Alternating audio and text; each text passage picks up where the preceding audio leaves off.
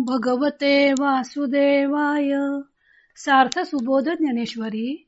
लेखन व वाचन सौ मनीषा भास्कर अभ्यंकर, महाराष्ट्र, मिरज 416410. अध्याय 13वा. क्षेत्र क्षेत्रज्ञ योग. ज्ञानलक्षण भाग 20वा. आचार्योपासन भाग 3.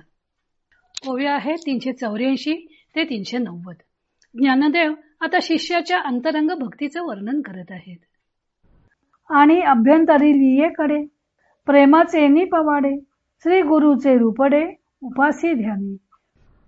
आणि आतल्या बाजूकडे प्रेमाच्या जोराने श्री गुरुमूर्तीची ध्यानाने उपासना करतो. हृदय शुद्धीची या आवारी, आराध्युतो निश्चल ध्रुव करी, मग सर्व भावेसी परिवरी आपण होय. अंतःकरणाची शुद्धता हेच कोणी एक आवार, आणि त्या आवारामध्ये आराधना करण्याला योग्य जो गुरु त्याची प्राणप्रतिष्ठा करतो व मग काया वाच्या मनाने श्री गुरुचा लवाजमा आपण बनतो. का चैतन्याची ये पोवळी माझी आनंदाची या राऊळी, श्री गुरुलिंगा ढाळी ध्यानामृत. अथवा ज्ञानाच्या आवारात असणाऱ्या आनंदाच्या देवळामध्ये श्री गुरुरूपी लिंगाला ध्यानरूपी अमृताचा अभिषेक करतो. उदयी जता बोधारका, बुद्धीची डाळ सात्विका, भरोनिया त्र्यंबका लाखोली वाहे. बोधरूपी सूर्य उगवताच बुद्धिरूपी टोपलीत अष्टसात्विक भाव भरून तो त्यांची लाखोली श्री गुरुरूपी शंकराला वाहतो. काळ शुद्धी त्रिकाळी, जीवदशा धूप जाळी, ज्ञानदीपे ओवाळी निरंतर. पवित्र काल ह्याच कोणी शिवपूजनाच्या 3 वेळा त्यात जीवपण रूपी धूप जाळून ज्ञानरूपी दिव्याने निरंतर ओवाळतो. सामरस्याची रससोय, अखंड अर्पितो जाय, आपण भराडा होय गुरु तो लिंग. गुरुला ऐक्यभाव रूपी नैवेद्य नेहमी अर्पित राहतो व आपण पूजा करणारा गोसावी होऊन गुरुला शंकराची पिंडी करतो. नातरी जीवाची ये सेजे, गुरु कांतू करुनी भुंजे, ऐसी प्रेमाचे नि भोजे बुद्धी वाहे. अथवा जीवरूपी शय्येवर गुरुला पती करून भोगतो, अशी प्रेमाची आवड त्याची बुद्धी बाळगते. ज्ञानदेव शिष्य गुरूंची अंतरंग भक्ती कशी करतो ते सांगताना तो ध्यान कसे करतो ते रूपकाने स्पष्ट करत आहेत. ध्यानासाठी देवता कोणती तर सद्गुरू. शिष्याचे हृदयात सद्गुरूंविषयी नितांत प्रेम असल्यामुळं तो उपासनेसाठी श्री गुरूंचेच रूप घेतो. त्यासाठी आधी शुद्ध हृदयरूपी आवारात तो सद्गुरूंची स्थापना करतो व मग सर्व मनोभाव व सेवा साहित्याच्या रूपाने आपणच आहो असे मानतो. तो निश्चळू धुरू करी असे ओवीत म्हटलेले आहे. त्याचा अर्थ तो ध्रुव बाळाप्रमाणे सद्गुरूंना अंतःकरणात स्थान देतो असाही होऊ शकेल. 5 वर्षाच्या ध्रुव बाळाला आपल्या पित्याच्या मांडीवरून सुरुचीने ओढून काढल्यामुळं ध्रुव बाळ वनात जाऊन तप करू लागला होता. तेव्हा भगवंतांनी त्याच्या भक्तीने प्रसन्न होऊन त्याला अढळपद दिलं होतं. त्या ध्रुव बाळाने त्यांना आपल्या हृदयात जसं अचल स्थान दिलं होतं तसे शिष्य सुद्धा आपल्या हृदयरूपी आवारात सद्गुरूंची स्थापना करतो. त्यासाठी हृदय शुद्ध हवं असं ज्ञानदेवांनी सांगितलेलं आहे.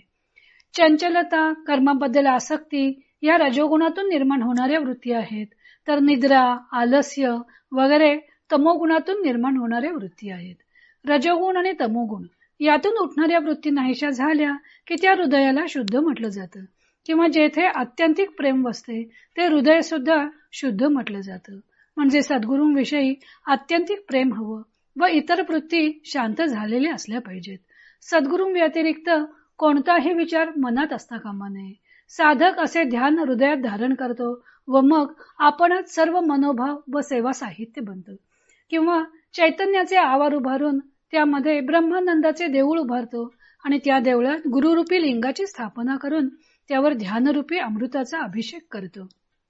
इथं चैतन्याचे आवार म्हटलेले आहे. चित्तातून रजोगुण व तमोगुण नाहीसे झालेले असल्यामुळं चित्ताचा जडपणा नाहीसा झालेला असतो.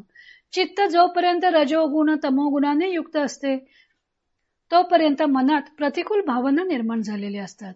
आता ती प्रतिकूलता नष्ट झाल्यामुळे केवळ आनंदच राहिलेला असतो. अशा आनंदरूपी राऊळात श्री गुरुरूपी लिंगाची स्थापना झालेली असते. सद्गुरू हीच आराध्य देवता असते. मग गंध, फूल, पूजेचा सारा संभार शिष्य स्वतःच बनतो. मग शंकराच्या पिंडीवर जसा संतत धारेने दुधाचा अभिषेक करावा, त्याप्रमाणे तो गुरुलिंगावर ध्यानरूपी अमृताचा अभिषेक करतो. या संतत ध्यानरूपी अभिषेकामुळं बोधार्क उगवतो. बोध म्हणजे ज्ञान आणि अर्क म्हणजे सूर्य. ज्ञानसूर्य उगवतो. हा ज्ञानसूर्य आहे. ध्याता व ध्यान यांचा ऐक्य अनुभवणे हाच बोधार्क आहे. शंकराला ज्याप्रमाणे बेलाची लाखोली वाहिली जाते, त्याप्रमाणे शिष्य सद्गुरूंना अर्पण करतो ती अष्टसात्विक रूपी भावांची लाखोली. ही अष्टसात्विक भावरूपी कमळे तो बुद्धिरूपी परडीत ठेवतो व त्यांचं लक्ष सद्गुरूंना वाहतो. म्हणजे ध्यानामुळे त्याचे अष्टसात्विक भाव दाटून येतात. अशा प्रकारे गुरुलिंगाचे त्रिकाळ पूजन करताना तो जीवदशारूपी धूप जाळतो व स्वतः शिवरूप होऊन सोहम स्मरण रूपी ज्ञानदीपाने त्यानं ओवाळून त्यांची आरती करतो. त्यामुळे सामरस्य स्थिती प्राप्त होते. ती स्थितीच नैवेद्याच्या ठिकाणी ज्ञानदेवाने कल्पिलेली आहे. पुढच्या मधुरा भक्तीकडे निर्देश आहे. गुरूंबद्दल आत्यंतिक प्रेमभाव निर्माण होऊन तो जीवरूपी शय्येवर गुरूंशी कांतासक्ती भावाने रममाण होतो. एकूण ध्यानाने ऐक्य ज्ञान उत्पन्न होते व जीवदशा नाहीशी होते असे त्यांनी अलंकारिक भाषेत वर्णन केलेले. पुढेही ज्ञानदेवाने साधक आपल्या गुरूंशी कोणकोणत्या भावाने एकरूप होतो त्याचे वर्णन अनेक रूपकांमधून केलेलं आहे. तो भाग आपण उद्या पाहू.